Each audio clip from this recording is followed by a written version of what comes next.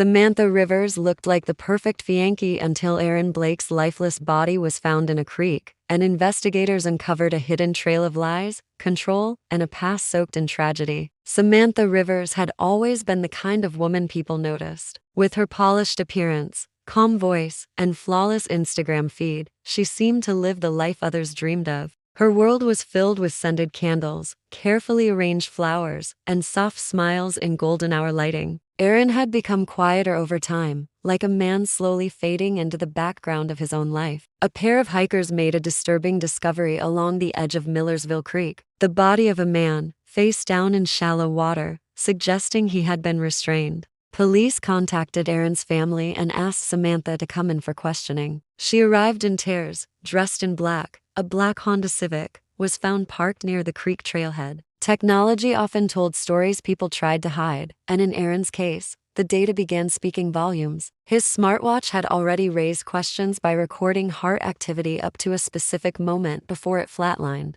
But more revealing was his smartphone activity, especially location pings and app usage. In the hours following his last known appearance, the phone had traveled several miles farther than a casual walk could explain before it shut off near a local water tower. This wasn't consistent with someone going off the grid or getting lost. It suggested that someone else was moving the phone deliberately. Inside, everything appeared normal except for one detail. The driver's seat was pushed far forward. Instead, the camera recorded someone else around 156 a.m., wearing a hoodie and leaving through the back entrance with a duffel bag. The figure had a noticeably smaller frame than Aaron. The person got into Aaron's car and drove off. The timestamp was just hours before Aaron's estimated time of death. Investigators suspected that the driver was Samantha, not in the position someone Aaron's height would have used. There was no sign of a struggle inside the vehicle, but the glove compartment held an unexpected item: a phone that didn't belong to Aaron. It was older, had no SIM card, and was turned off. Detectives seized it for analysis.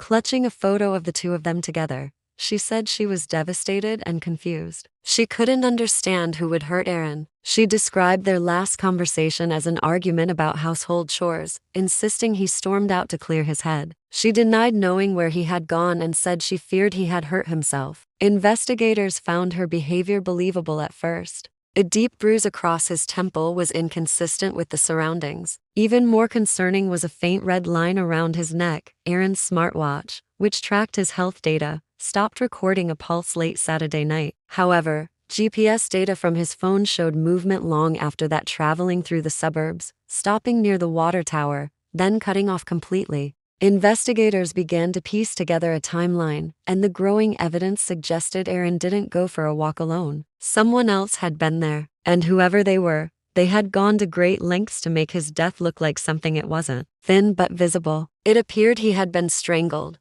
likely with a cord or thin rope. The water hadn't killed him; he was already dead when he went in, partially hidden beneath a fallen branch. The initial assumption was accidental drowning, perhaps the result of a late-night walk gone wrong. The area was known for its uneven terrain, and injuries from slips or falls weren't unusual. But the medical examiner quickly ruled out an accident. The bruises on Aaron's body told a different story. Friends attributed it to stress or his desire to make the relationship work. No one considered anything darker. At the center of it all was her boyfriend, Aaron Blake, a soft-spoken financial analyst who seemed just as devoted to her as she was to maintaining the image of their perfect relationship. They had been dating for nearly 2 years and were recently engaged. Pictures of the proposal: Aaron on one knee beside a lake, Samantha covering her mouth in surprise, had gathered thousands of likes. From the outside, they appeared to be soulmates. But the truth was far from the surface. Aaron had changed over the past few months. His co-workers noticed his stress levels rising. He looked tired, anxious, and seemed to flinch when his phone buzzed. One friend even described him as trapped. He stopped going out as much, making excuses about wedding planning and overtime. When his sister asked about Samantha, his answers grew short, vague. Something in his eyes suggested a man who was slowly unraveling. Yet, to everyone else, the couple was simply preparing for a new life together, buying furniture, planning guest lists, and choosing honeymoon destinations. Samantha kept control of everything. She managed their calendar, monitored his social media, and even responded to texts from his phone when he wasn't looking. Then, one weekend in early March, Aaron didn't show up to work. He missed calls, ignored texts, and failed to meet his mother for dinner, a tradition he never broke. Samantha reported him missing that Monday morning, claiming he left their apartment after an argument and never returned. Her voice trembled as she described the events, and her eyes filled with tears during interviews. She told police he had been depressed, possibly suicidal, and had gone out for air. She begged them to find him. But what no one realized then was that Samantha wasn't searching for Aaron. She already knew where he was, and the secret she was hiding would soon begin to unravel in ways she never imagined. 3 days after Aaron's disappearance, he had injuries on his ribs and wrists. News of the discovery spread fast. The car Aaron drove, the inconsistencies started adding up. Detectives turned their focus to the digital trail Aaron left behind. Samantha's version of events also started to crumble. Though she claimed Aaron left the apartment in frustration, building surveillance never captured him exiting. The real breakthrough came from an overlooked detail: Aaron's cloud storage. Unbeknownst to Samantha, Aaron's email had remained logged in on her laptop. A digital forensic expert recovered several unsent draft emails. These messages were never sent, but they had been saved repeatedly, each with timestamps suggesting he had written them during quiet, late-night hours. The drafts were deeply personal. Aaron wrote about feeling trapped, expressing regret about the engagement, and fearing what Samantha might do if he left. What they uncovered raised even more suspicion. 5 years earlier, in a different state, Samantha had been involved with another man, Daniel Mercer. That relationship ended in tragedy when a fire broke out in Daniel's home. In a locked drawer of her office desk, they found a second burner phone similar to the one found in Aaron's glove box. Topics included how to stage a drowning, how long fingerprints last in water, and painless poisons that don't show up in autopsies. These weren't idle curiosities, they were preparation, premeditation. For the first time, she started to panic, and in trying to stay ahead, she only made herself more visible. Messages on it had been deleted, but tech experts were able to recover fragments of text that hinted at surveillance, checking locations, accessing emails, and even using apps to monitor Aaron's movements. During her escape, she used her own bank card at an ATM, withdrawing the maximum allowed from a location in Harrisburg. That transaction triggered a notification already set up by investigators. She was sitting on the bed, staring at a muted television, hands folded. When they entered, she didn't speak. She didn't ask why they were there. Her silence was telling. Back at the station, detectives presented her with the mountain of evidence: burner phones, insurance records, GPS data, and the chilling messages Aaron had written before his death. Samantha didn't confess, but her expression changed the moment they showed her Aaron's final draft. "If anything happens to me, look at her first."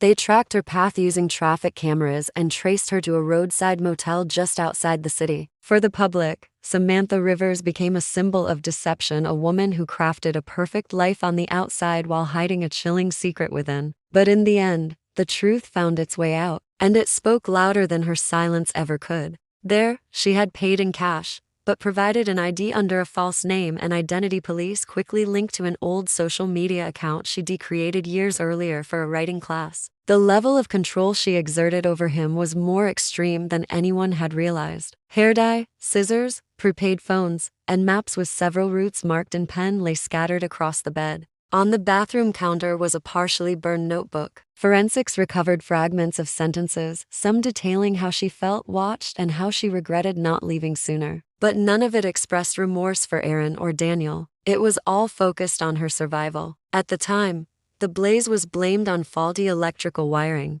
She didn't go to work, didn't return calls from family, and her apartment was found unlocked with several items missing: clothes, cash, and a toiletry bag. Surveillance showed her entering a bus terminal at 5:12 a.m., dressed in loose clothing and a baseball cap. She purchased a one-way ticket under a fake name and boarded a bus headed west. Investigators weren't surprised. They had been watching her closely for days, predicting that she might try to flee once she realized the walls were closing in. Her disappearance only confirmed their suspicions. Daniel died from smoke inhalation. Samantha, who had been living with him, claimed she was out shopping when the fire started. But they needed one more piece before making the arrest: a confession or a mistake. Surveillance was set up around Samantha's home and workplace. Her phone was tracked. Credit cards were flagged. The pressure was mounting, and investigators believed it was only a matter of time before she slipped. She collected a sizable insurance payout from his accidental death.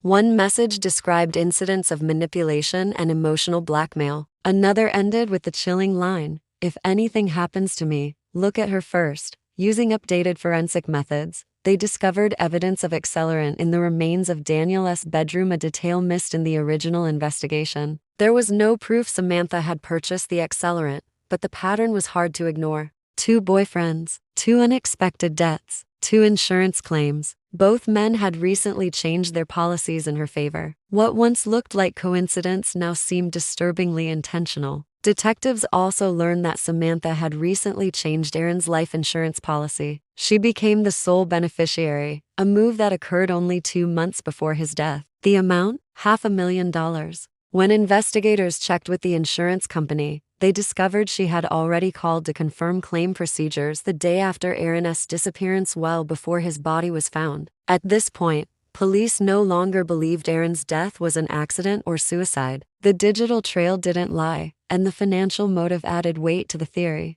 Slowly but surely, the facade Samantha had carefully built was beginning to fall apart. With growing evidence pointing toward foul play, detectives dug deeper into Samantha Rivers' past. The case had long since been closed, but now, with Aaron's suspicious death, investigators re-examined the file. Back in Millersville, police continued to comb through Samantha's home. They also discovered Samantha had been conducting online searches in the weeks leading up to Aaron's death. Detectives now had motive, opportunity, and a clear pattern of behavior. What they didn't expect was that Samantha would sense it too, that sudden awareness that the lie she had built was beginning to collapse. Samantha Rivers vanished before sunrise on a Thursday morning, but Samantha made a critical error. Inside the motel room, investigators found items that showed Samantha wasn't just running, she was preparing to disappear completely. Authorities arrested her without resistance. The jury took less than 2 hours. Guilty on all counts. Life without parole.